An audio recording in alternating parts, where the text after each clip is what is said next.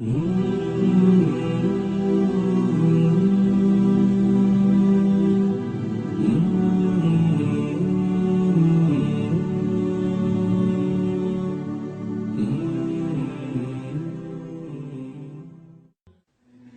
ibn al-Khattab radiallahu anhu. Can anyone tell me how he passed away? He was stabbed while he was leading the prayer. Alright, he was stabbed while he was leading the prayer. The narration goes on to tell us that Umar radiallahu anhu has this big open wound. He had literally a hole in his stomach. And he's lying there and he's bleeding out and he's fading in and out of consciousness. And then while he's in that state and in that condition, he hears the call, the adhan for prayer. And he starts getting up. Everyone around him is like, oh, wait a second, where do you think you're going? He says, I have to go pray, the adhan.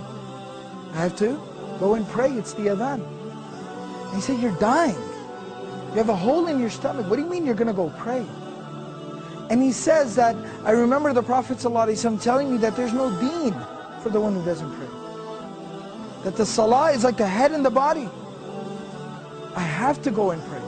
This was the commitment that these people had to prayer. As long as I'm alive, salah is something I do. That's the commitment, the connection that they had with prayer. So this is from Surah Maryam, Surah number 19, ayah number 31. My Lord has firmly commanded me to pray and to give charity or to purify myself as long as I am alive. Ma dumtu hayyan, as long as I remain alive.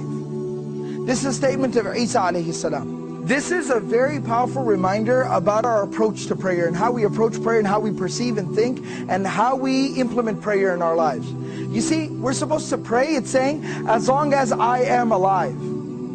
Till my last breath, I am committed to salah, to prayer. Now what does that exactly mean?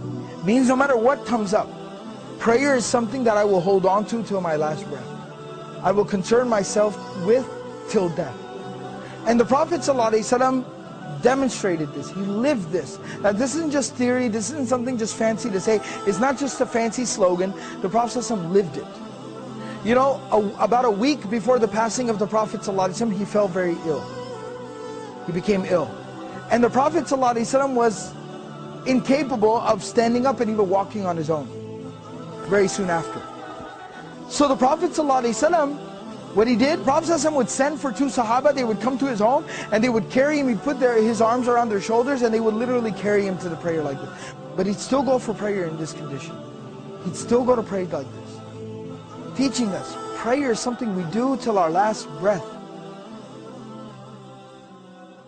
Allahumma salli wa sallim wa barik ala sayyidina